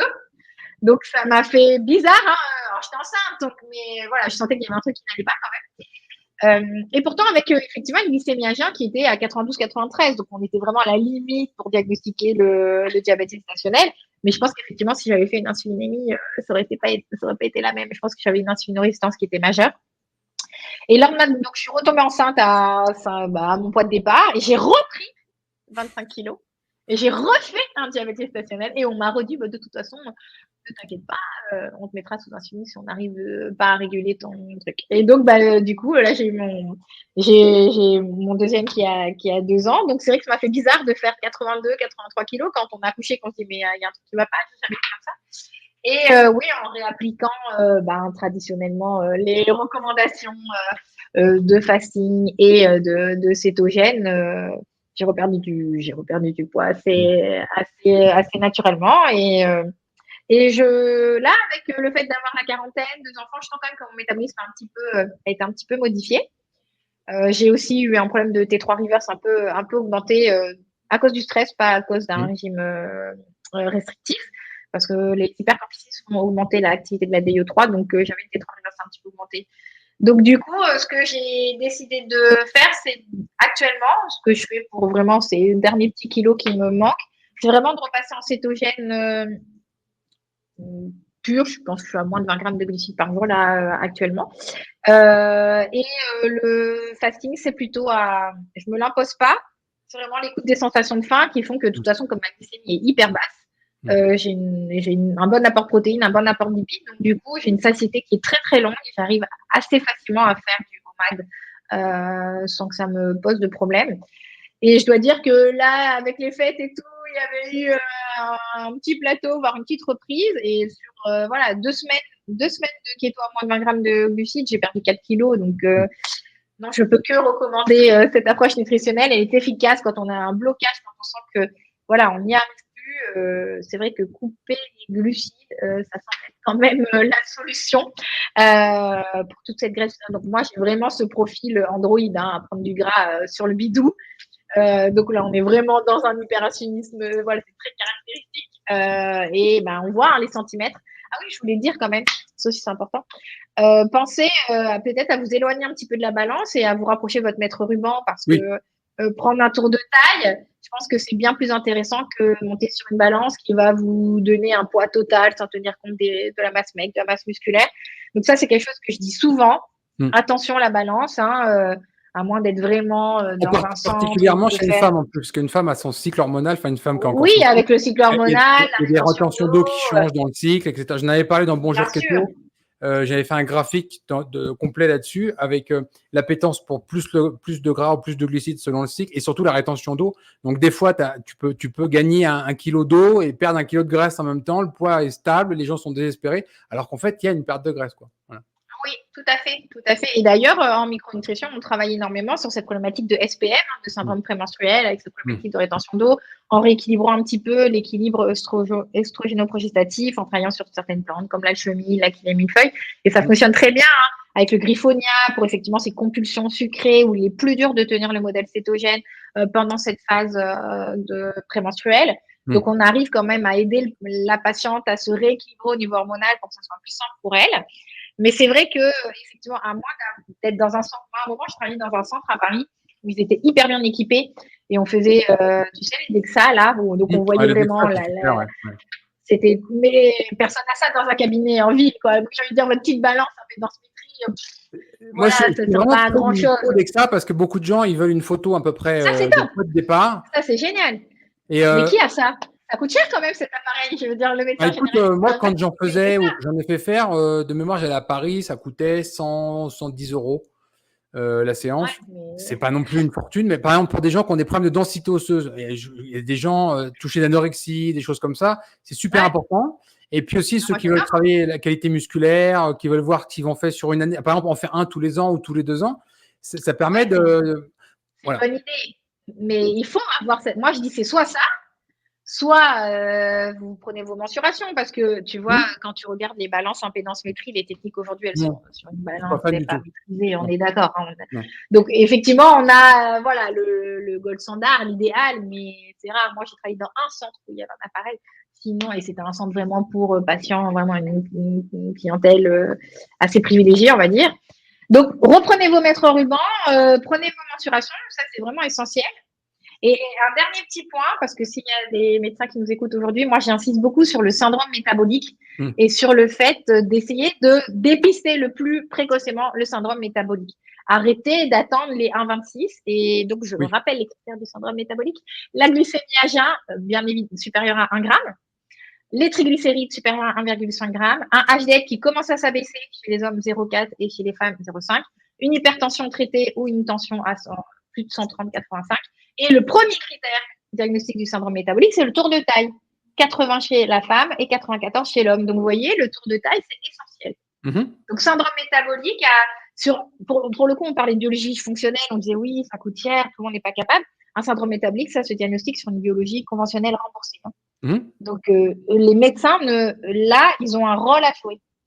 Il suffit de regarder une évaluation d'anomalie lipidique, faire une glycémie à jeun, prendre une tension et un tour de taille. Ça prend pas beaucoup de temps quand même. Donc, c'est quelque chose qui est vraiment accessible en pratique courante.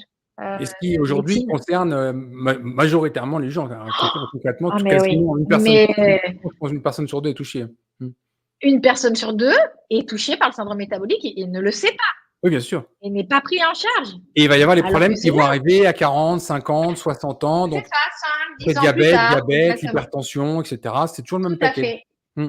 Exactement. Donc, ce syndrome métabolique, écoutez, vous, là, si vous êtes un potentiel sujet, on va dire, grand public, je sais pas comment est-ce qu'on pourrait dire, et si votre médecin, il n'en tient pas compte, écoutez, vous regardez votre bilan, regardez votre glycémie, regardez votre triglycérides, regardez votre HDL, prenez votre tour de taille, et vous saurez qu'il y a un truc à faire, même si votre médecin vous dit non, pour l'instant, ça va. Continuez comme ça.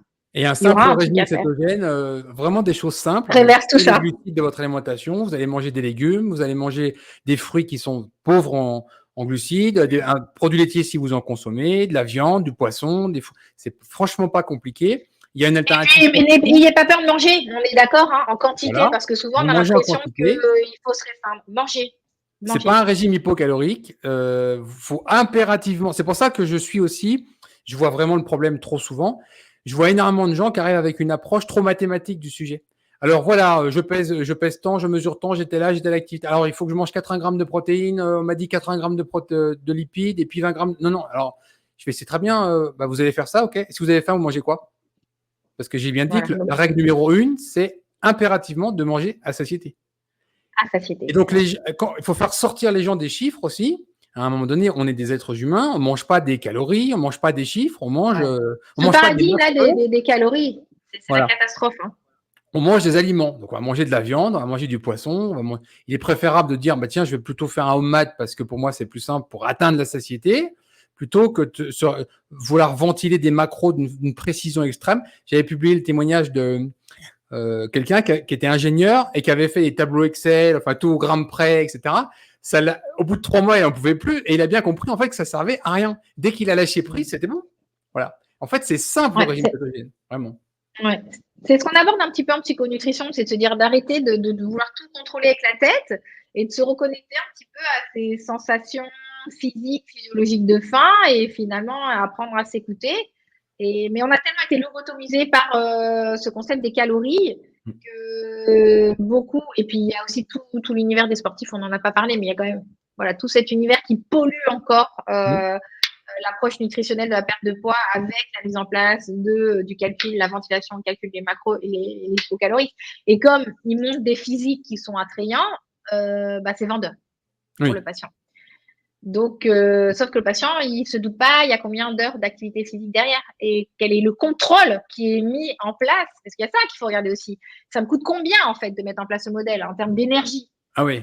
À quel point c'est énergivore de devoir calculer, peser. Mais les gens ne se rendent pas compte. J'ai travaillé avec 18 champions du monde.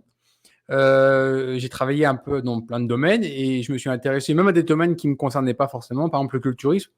Et il y a eu des trucs très, très extrêmes. Typiquement, on a des records quand même de 600 grammes de protéines mangées par jour. Mangées, pas des poudres, la nourriture. 600 grammes. Des budgets c'est du gavage, là. annuels de nourriture. 50 000 $ de nourriture annuelle, pour donner une idée. Voilà, ça c'était au niveau Monsieur Univers, tu vois. C'est des gens qui font 135, 138 kilos, que de muscles, avec 4 ou 5% de matière grasse. Voilà. Ils arrivent à ça. Donc c'est intéressant de voir les extrêmes. Mais c'est pas du tout la même chose d'une personne lambda qui est sédentaire, etc. C'est vraiment des choses simples. Il y a une liste on avait fait une liste d'ingrédients, la cétotop ingrédients avec tous les ingrédients de base du régime cétogène. Moi, j'en connais qu'on fait du régime cétogène qu'avec ça. Et en fait, c'est simple. Tu sélectionnes ta viande, tu sélectionnes tes légumes, tu sélectionnes ta graisse. Si tu as des produits laitiers, et ça y est, c'est parti. C'est simple, en fait. Ouais. Ouais, je suis tout à fait d'accord. Il ne faut pas trop rentrer dans cette approche où on va peser, on va Oui. calculer. Il faut essayer aussi d'être voilà, on va sélectionner les bons aliments. Vous allez manger jusqu'à satiété et puis on verra vos résultats. Il sera toujours temps de Exactement. réadapter en fonction de vos résultats, de la biologie, de la clinique. On pourra toujours Et tu vois, réadapter, mais partons tu sur parlais quelque tout chose à de l'heure plutôt souple. spécifiquement du métabolisme de base, et ça, j'insiste là-dessus. Il y a des gens, il faut qu'ils comprennent que pour perdre du poids, il va falloir en prendre. Et ça, c'est Ouais, difficile à exactement. comprendre. Mais Ça, à c'est partir du très, moment très où on a un difficile à faire métabolisme accepter. écroulé, on est en économie d'énergie, si vous voulez perdre du poids dans ces conditions-là, vous allez tomber en famine, littéralement. Ouais, Bon.